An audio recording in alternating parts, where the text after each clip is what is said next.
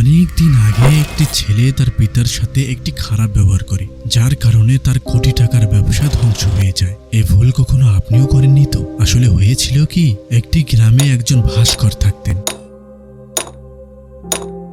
তিনি খুবই সুন্দর মূর্তি বানাতেন এবং এই কাজ থেকে ভালো রোজগার করতেন। তার একটি ছেলে হলো। ছোটবেলা থেকেই সেই ছেলে মূর্তি বানানো শিখতে লাগলো। সেও দারুণ সুন্দর মূর্তি তৈরি করত। বাবা ছেলের প্রতিভা ও সাফল্যে খুশি হতেন, কিন্তু প্রতিবারই তিনি ছেলের মূর্তিতে কোনো না কোনো খুঁত বের করতেন। তিনি বলতেন, খুব ভালো হয়েছে বাবা, কিন্তু পরের বার এর থেকেও ভালো করার চেষ্টা করো। ছেলেও কোনো আপত্তি করত না, চুপচাপ বাবার কথা মেনে নিতেন। এভাবেই বাবার পরামর্শ মেনে ছেলেটি প্রতিনিয়ত নিজের মূর্তিকে আরো নিখুঁত করত। নিয়মিত এই উন্নতির ফলে একসময় ছেলের মূর্তিগুলো বাবার মূর্তির চেয়েও ভালো হতে শুরু করলো। এমনকি এমন সময়ে হলো যে মানুষ অনেক বেশি দামে ছেলের মূর্তি কিনতে লাগলো, অথচ বাবার মূর্তি এখনো আগের দামেই বিক্রি হচ্ছিল। বাবা তবুও ছেলের কাছে কোনো না কোনো খুঁত খুঁজে বের করতেন, কিন্তু এবার ছেলে বাবার সেই ভুল ধরাকে ভালোভাবে নিত না, বিরক্ত বোধ করত।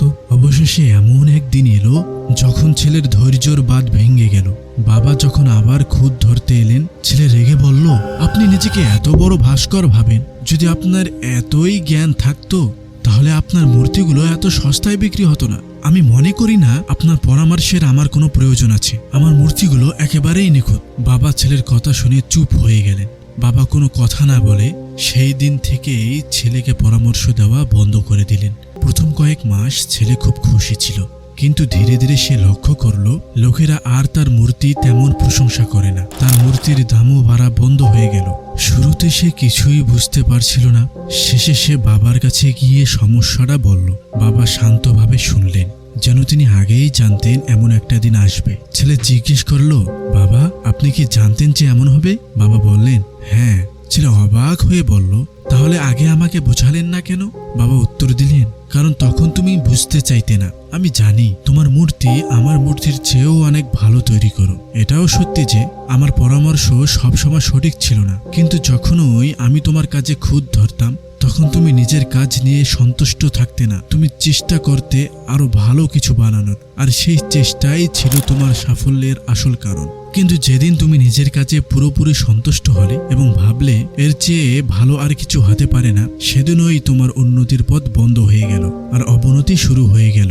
মানুষ সব সময় তোমার কাছ থেকে আরো ভালো কিছু আশা করে, আর সেই কারণেই এখন আর তোমার মূর্তির জন্য প্রশংসা হয় না, দামও বাড়ে না।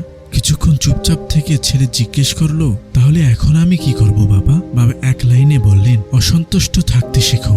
মেনে নাও তোমার মধ্যে সবসময় আরো ভালো কিছু হওয়ার সুযোগ আছে। এই একটাই জিনিস তোমাকে সবসময় এগিয়ে নিয়ে যাবে, সবসময় আরো ভালো বানাবে। তাই বন্ধুরা, নিজেকে সবসময় ডেভেলপ করো। কিছুক্ষণের জন্যও এ কথা মাথার মধ্যে আনিও না যে তোমার কাজ একদম পারফেক্ট, তাহলে পিছিয়ে পড়ে যাবে। আর পিতামাতার সাথে কখনো খারাপ আচরণ করো না, অন্যথায় তুমি নিজের সফলতার রাস্তায় নিজে কুড়াল মারবে। সফলতার চাবিকাঠি নামক যদি কোনো কিছু থাকে তাহলে একমাত্রই বাবা মা।